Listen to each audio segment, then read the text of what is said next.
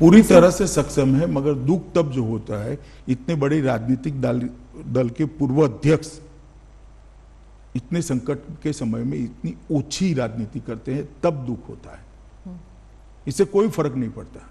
वो उनके लिए आत्मचिंतन का विषय है। इनके हैशटैग को पाकिस्तान और चीन आगे बढ़ा रहा है, मेरे लिए नहीं है।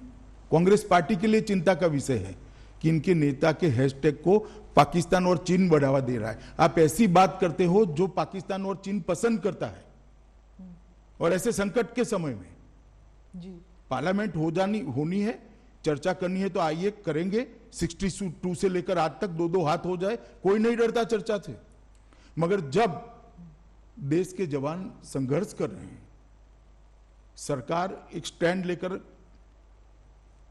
ठोस कदम उठा रही है, उस वक्त पाकिस्तान और चीन को खुशी हो इस प्रकार के स्टेटमेंट देना किसी ने नहीं करना चाहिए। दिल्ली में कोरोना के हालात काबू करने के लिए सामने आई केंद्र सरकार ने आज इसकी पूरी रणनीति भी साफ की। खुद केंद्रीय गृह मंत्री अमित शाह ने कहा कि दिल्ली में हालात काबू में हैं, कम्युनिटी स्प्रेड जैसी कोई बात नहीं है। 4 गुना टेस्टिंग हो रही है। हालांकि दिल्ली सरकार को लेकर शाह तल्ख दिखे। उन्होंने कहा कि संभावित मरीजों का आंकड़ा 5.5 लाख बताने से लोगों में डर का माहौल बना। भारत सरकार काफी कुछ मदद भी कर सकती है। दिल्ली सरकार का स्वास्थ्य विभाग और दिल्ली सरकार का मेन रोल है ही है। और अस्पताल बहुत सारे एमसीडी के हैं, नीचे के कर्मचारियों की संख्या भी एमसीडी की ज्यादा है। तो एक व्यापक अभियान कोरोना के खिलाफ चलाना है तो तीनों ने मिलजुल कर काम करना पड़ेगा।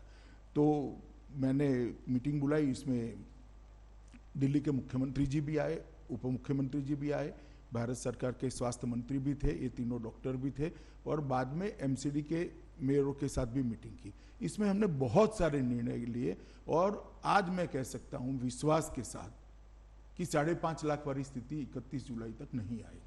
कि लगभग जून के दूसरे सप्ताह में दिल्ली के उप मुख्यमंत्री मनीष सिसोदिया का एक बयान आया। सिसोदिया जी ने बताया कि भाई 31 जुलाई को दिल्ली में 5.5 लाख तक कोरोना के संक्रमित हो जाएंगे, ना जगह बचेगी, ना बेड बचेंगे, और एक प्रकार से स्थिति खराब होगी। इससे दिल्ली की जनता में बहुत सारा भय हुआ। उनका अनुमान जो था वो आंकड़ों के आधार पर था, मैं वो अनुमान सच गलत उसमें जाना नहीं चाहता, परंतु एक भय की स्थिति पैदा हुई और कई लोग पलायन की भी सोचने लगे। एक दूसरा निर्णय आ गया कि दिल्ली के बाहर की व्यक्तियों को दिल्ली में इलाज नहीं कराया जाएगा। अब मैं आपको बताना चाहता हूं, मैं भी दिल्ली के बाहर का हूं, मैं भला कहां जाऊंगा अगर मुझे कुछ होता है तो। दिल्ली देश की राजधानी है, बहुत सारे राज्य के लोग यहां पर रहते, आते हैं, जाते हैं। आसपास के राज्यों से, जैसे उत्तराखंड से, उत्तर प्रदेश से, हरियाणा से, राजस्थान से ढेर सारे लोग यहाँ बसते हैं।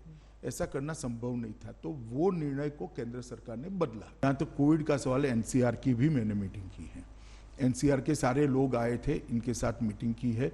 और अभी दिल्ली का जो मॉडल बना है, मैं दोनों मुख्यमंत्रियों से बात करने वाला हूँ। अरविंद जी तो लुक में है ही है, उनको साथ में रखकर ही फैसला करते हैं, परंतु उत्तर प्रदेश और हरियाणा के मुख्यमंत्रियों से भी बात करूंगा।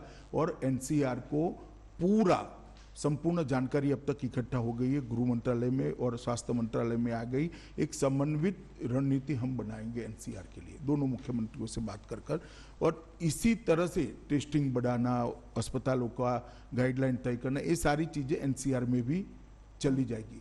मैं आपको बताना चाहता हूं कि बहुत कोऑर्डिनेशन से हम आगे बढ़ रहे हैं और ढेर सारे फैसले लिए हमने।